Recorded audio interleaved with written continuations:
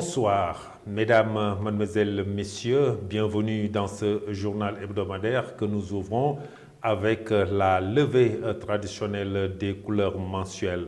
Le CM Diamaguène était à l'honneur en présence du maire de la ville de Thiès, M. Talla Sylla.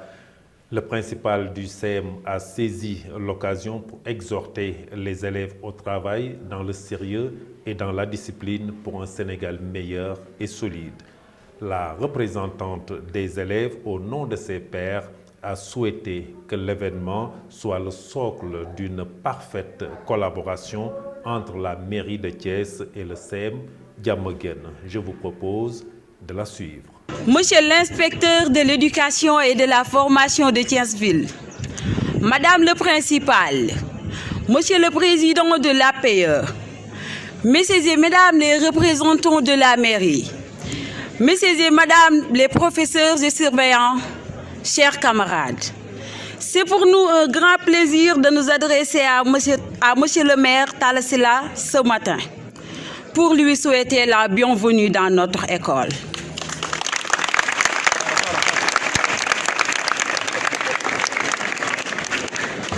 Monsieur le maire,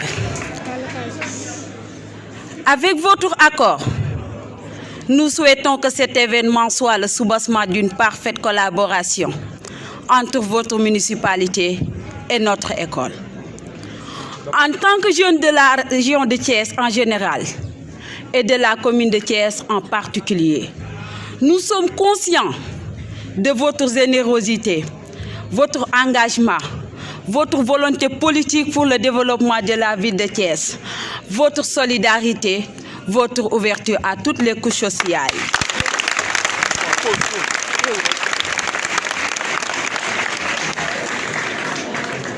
Votre foi, la liste est loin d'être terminée. En un mot, vous êtes un référence et un patriote.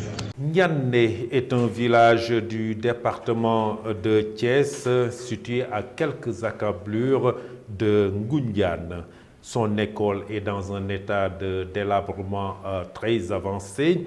Le directeur de l'école déplore la non-assistance des autorités locales.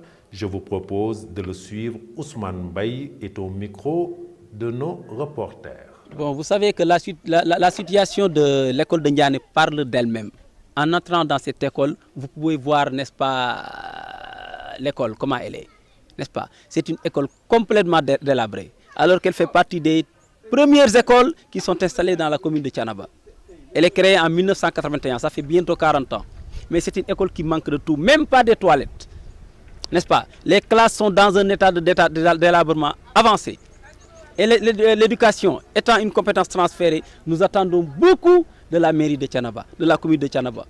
Une commune que nous ne sentons pas. En tout cas, depuis que je suis là, je n'ai pas senti la mairie de la commune de Thiénaba. Depuis 2015. Et ça fait bientôt, rien n'a changé. Honnêtement, le peu de choses que vous voyez dans cette école-là, c'est moi qui l'ai initié. Ce bureau-là, c'est moi qui l'ai fait. Les réparations au niveau des toilettes, c'est moi qui l'ai fait. Avec nos maigres moyens. Alors je crois que nous ne sommes pas à la mairie, nous n'avons que nos salaires. Voilà, mais on fait tout au moins pour que l'école puisse avancer. L'université Iba Der Thiam de Thiès, l'amicale des étudiants et l'intersyndicale des travailleurs interpellent l'État du Sénégal et réclament la finition des travaux des pavillons et des bâtiments débutés depuis 2015. Le président de l'amicale déplore la dispersion des sites de l'université qui déteint sur la qualité des enseignements apprentissages. Khalifa Ababakar Sy est le président de l'amicale. Je vous propose de le suivre. Nous sommes aujourd'hui présents avec l'intersyndicale des pairs, PATS et étudiants pour amener des sollicitations sur la table. Cela fait maintenant plus de 5 ans et 7 mois que l'on constate une latence de ces travaux qui handicapent en général l'université Iba Der Thiam de Thiès.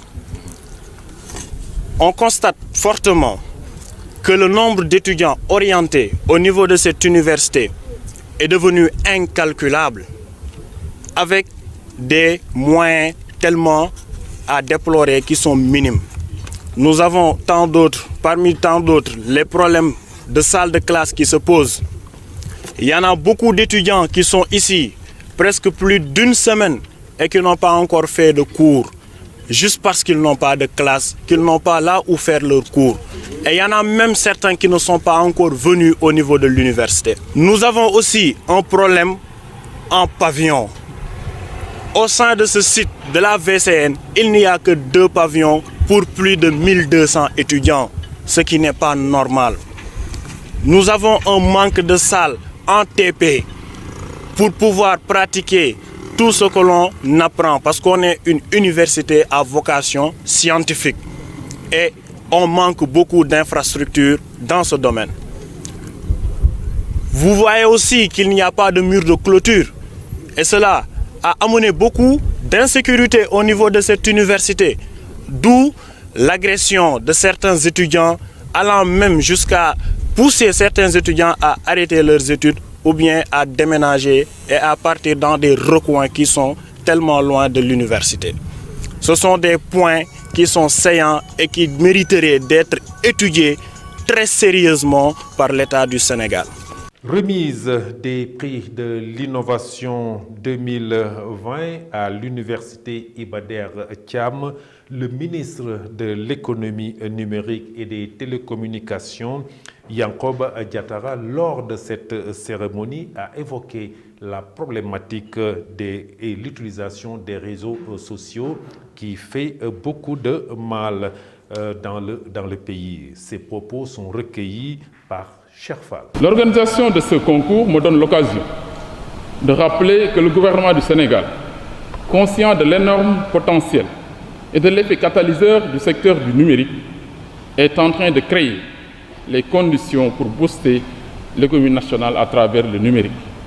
À cet effet, en se fondant sur les priorités fixées dans le plan Sénégal émergent, notamment pour la transformation structurelle de l'économie, notre pays a élaboré une stratégie nationale dénommée Sénégal numérique 2025.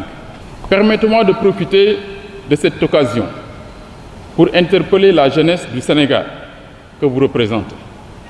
Vous êtes la réponse que le numérique ne peut pas et ne doit pas être utilisé comme une arme de destruction de la dignité humaine, mais au contraire, un moyen privilégié pour bâtir une personnalité économique et sociale à travers un usage responsable.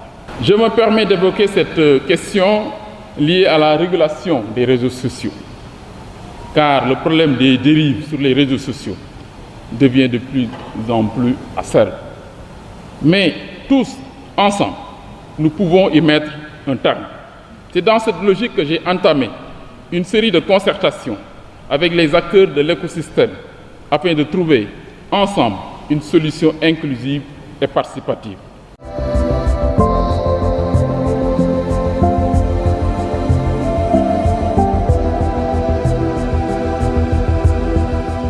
Et nous allons dans la commune de Morolan avec le village de Folam qui a maintenant son réseau électrique. La mise en marche était lancée par le maire de la commune Yves Lamine VI, accompagné du directeur général de l'ASER, l'Agence sénégalaise de l'électrification rurale. Yves Lamine VI a félicité le président Macky Sall et le gouvernement du pays pour cette œuvre de grande portée pour les populations de sa commune. Ces propos sont recueillis par notre reporter Cherfal. Il reste encore 2 villages, je pense que tout à l'heure je vais le dire dans mon discours. Il reste quand même un village, Kerdaouda, qui est traversé par la ligne, la moyenne tension. Et il reste encore le village de Koloban Tchomban, qui est quand même le village de Alpha Tchomban, donc qui est quand même important dans la zone.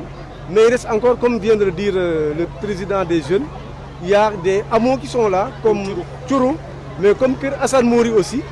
Ce sont des villages peuls, d'éleveurs, qui sont là, mais il y a une bonne population qui est là. Je pense qu'il faut aussi rectifier. Il y a aussi, bien sûr, Palouyougo, qu'on a sauté. Palouyougo, parce qu'à Palouyougo, il y a une erreur. On a rectifié un hameau à la place du village centre. Je pense que c'est des choses qu'il faut corriger. rapidement pour que vraiment que nous ayons 100% de villages électrifiés à Morlan. On vient de vous dire qu'il y a une boulangerie qui est mise en place. Je pense que les gens de Froum dépendaient pratiquement de Ndiaye-Bop pour recharger le téléphone pour de la glace. Je pense que le courant, je pense que j'ai aimé la dernière fois le discours du directeur qui disait que l'électrification participe au développement économique du Sénégal.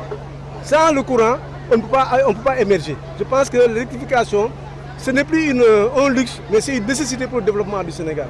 C'est pourquoi je pense que l'ASER est très important dans ce dispositif, en tout cas, que l'État a mis en place pour électrifier l'ensemble des villages sénégalais. Pour qu'il n'y ait plus de villages électrifiés et de villages non électrifiés. On doit électrifier tout le monde. Je pense que c'est ça l'équité. Je pense en tout cas vraiment nous remercier encore M. Baba Diop, vraiment qui n'a ménagé aucun effort pour Fouloum. Et je sais qu'il va le faire pour les autres villages aussi. Baba Diallo, le directeur de l'ASER, se félicite de l'événement et rappelle que leur objectif est d'électrifier toutes les localités inscrites dans le programme avant la fin de l'année 2021. Je vous propose de le suivre au micro de Cherfat. Nous sommes venus pour l'inauguration des réseaux électriques du village de Foulou. Cette électrification rentre dans le cadre du projet 218 villages, un projet très important dans notre dispositif pour l'accès universel. Comme vous le savez, en 2015, on a mis à mettre en œuvre ce qu'on appelle le programme national d'urgence d'électrification rurale. Dans ce programme, il y avait un projet fondamental qu'on appelle le projet 218 villages, dans lequel l'État a eu à consentir une enveloppe de 7 milliards de francs CFA tirés du budget consolidé des investissements BCI. C'est ce programme qui commence à prendre forme aujourd'hui. Nous venons de finaliser, ou bien nous avons finalisé le lot 4 dans la zone de Kaolack et Gossas en 2018.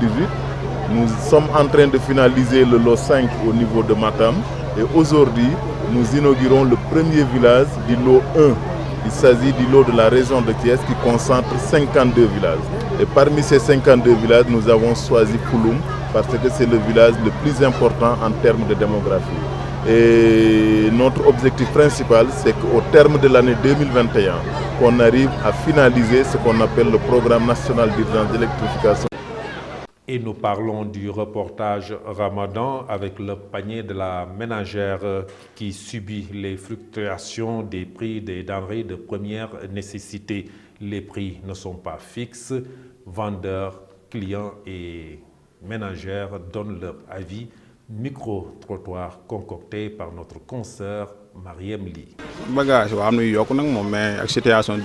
Ici au marché central de Thiès, la clientèle commence à être au rendez-vous.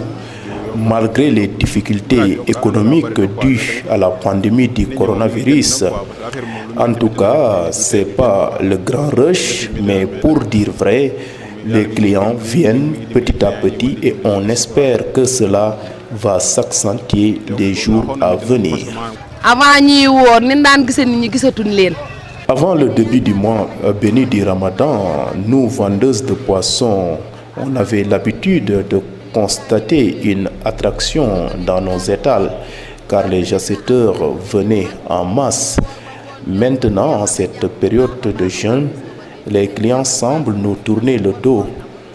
Depuis ce matin, on attend, mais ça ne va pas.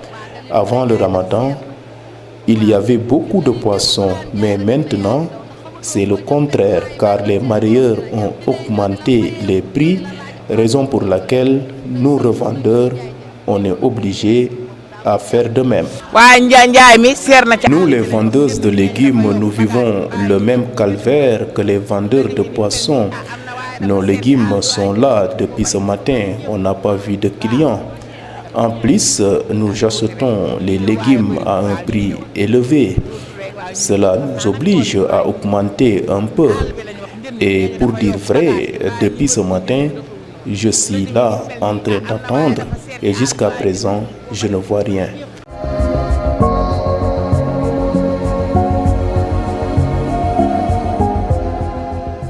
Et l'actualité nationale, le round-up porte la signature de notre consoeur Aminata Ndiaye. Démarrons les actualités nationales avec le nouveau chef d'état-major général des armées fraîchement installé qui effectuera une visite de prise de contact avec les troupes dans les grands commandements et services du 14 au 23 avril 2021. Ainsi, il visitera les états-majors de l'armée de terre, de la marine nationale et les directions et services du 14 au 16 avril 2021. Le ministre des Sports, Matar Ba, a condamné avec la dernière énergie les scènes de violence qui ont valu à ce que des supporters arrachent des chaises de l'arène nationale pour les projeter sur la piste de cette infrastructure. Cela s'est déroulé dimanche dernier lors d'un gala de lutte. En recevant le président du CNG, le ministre lui a demandé d'aller jusqu'au bout pour identifier les éventuels fauteurs de troubles afin qu'ils soient sanctionnés. Mouvement d'humeur à l'université Aliou Diop de Bombay. Hier, la coordination des étudiants a décrété une grève illimitée marquée par un accès au restaurant sans ticket, communément appelé journée sans ticket. Le coordonnateur des étudiants de l'UADB explique que le mouvement fait suite au manque de réaction des autorités universitaires face au préavis de grève déposé depuis le 24 mars dernier pour réclamer de meilleures conditions de vie dans les différents campus de l'université. C'était tout pour les actualités nationales.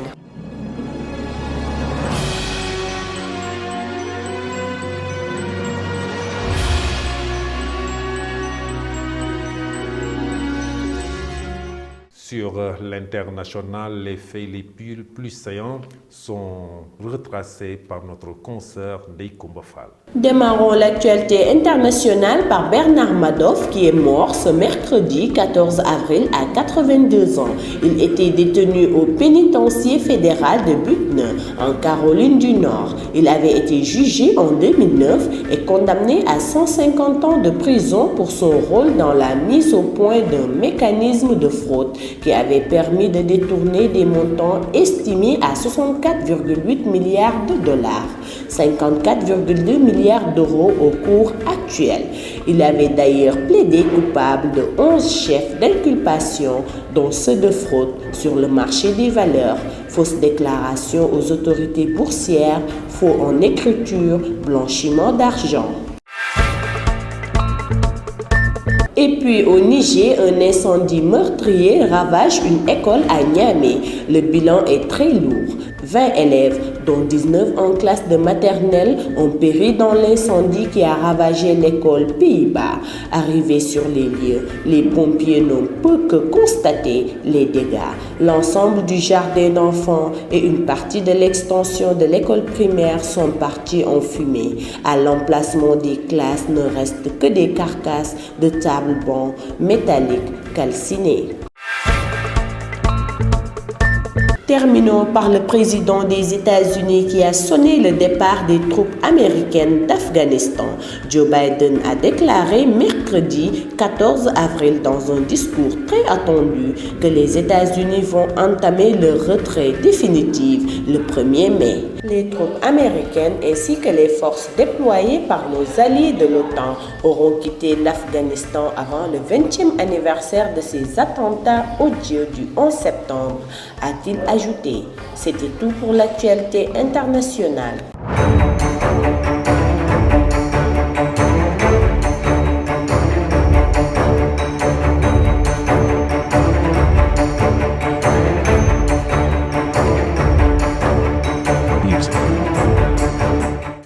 La Ligue professionnelle en trêve joue ses matchs retard ce week-end. Pour le compte de la 7e journée, demain samedi à Ngalandou Diouf, le Teungueth FC reçoit l'AS Douanes, le leader du moment avec 22 points. Seul un point sépare les deux équipes et le Teungueth FC compte 3 matchs retard. Dès demain, les Rufisquois du Teungueth FC peuvent occuper le fauteuil de leader et confortablement en attendant de jouer ces autres matchs retard. Le Jaraaf aussi, avec 3 matchs retard, reçoit pour le compte de la 8e journée au stade Amadou Barry le stade de Mbour, 10e au classement. Le Jaraaf est 6e avec 17 points. Le podium est jouable pour les Médinois qui sont à 4 points du deuxième et à 5 points du leader, l'AS Douane. Le Teungueth FC, aussi Dakar Sacré-Cœur et AS Pikine, alors que le Jaraaf aussi jouera contre l'AS Pikine et Niary Tally en match retard. Comme pour dire que l'AS Pikine 5e avec 19 points a un maximum de 6 points à prendre, alors que seuls 2 points le séparent de Teungueth FC. L'AS Pikine a un coup à jouer avec ses journées retard. En National 1, on joue la 13e journée dans la poule A.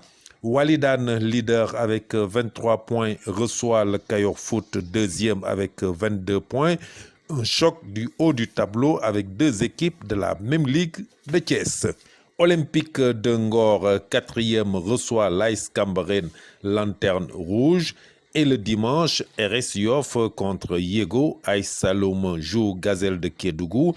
Pour le compte de la poule B, le choc au sommet, Jeanne d'Arc de Dakar, Oslo FSA, assure quatrième, reçoit le Stade de Thiaroye, huitième. Terne Rouge contre Diamono, dixième. Le dimanche, Agel, deuxième, 23 points avec le même nombre de points que le leader, la Jeanne d'Arc, reçoit Avenir de Mbacké, avant-dernière au classement. Amboro, Etix 5e, 16 points, reçoit l'US Rail 9e, 12 points. Ce dimanche, pour la Nationale 2, Damels de Tivaouane reçoit HLM Grand Yoff, alors que Togloudias reçoit Espoir de Kaffrine. En division régionale, le club olympique thiessois reçoit la réserve du Ceneps Excellence. L'AS Mbaxane se déplace à Somone. Olympique de Mbour reçoit Renaissance Diakhao, réserve Diambar contre Université de Thiès. L'AS Mororan reçoit Tigres de Thiès. Europa League pour terminer, l'affiche des demi-finales est connue après la phase retour des quarts de finale. Manchester United qui bat Grenade 2-0, même chose qu'à l'aller. Arsenal en déplacement bat Slavia 4-0. À l'aller, 1 but partout. Ajax d'Amsterdam en déplacement enlève le point du nul face à l'AS Rome. À l'aller, l'AS Rome battait 2-1 et c'est l'AS Rome qui se qualifie. Villarreal bat Dinamo Zagreb 2-1. À l'aller, Villarreal battait 1-0. Ainsi, l'affiche des demi-finales s'établit comme suit. Villarreal contre Arsenal, Manchester United contre AS Rome. Les demi-finales se joueront les 29 et 6 mai. La finale est prévue le 26 mai. Et donné le résultat de la Jeanne d'Arc Oslo qui s'est déjà joué, les deux équipes ont fait match nul 0 but partout. Darussalam et l'université Gaston Berger aussi ont fait match nul 0 but partout. Et on termine avec les courses hippiques. Retenez que la 17e journée sera courue demain dimanche à l'hippodrome Ndiaw Macodou Diop de Thiès. 53 chevaux répartis en 5 catégories seront en lice. Et ceci met fin à ce journal hebdomadaire que j'ai eu l'honneur de vous présenter. Merci de l'avoir suivi. Passez une excellente fin de soirée. Portez-vous bien et à la semaine prochaine, Inch'Allah.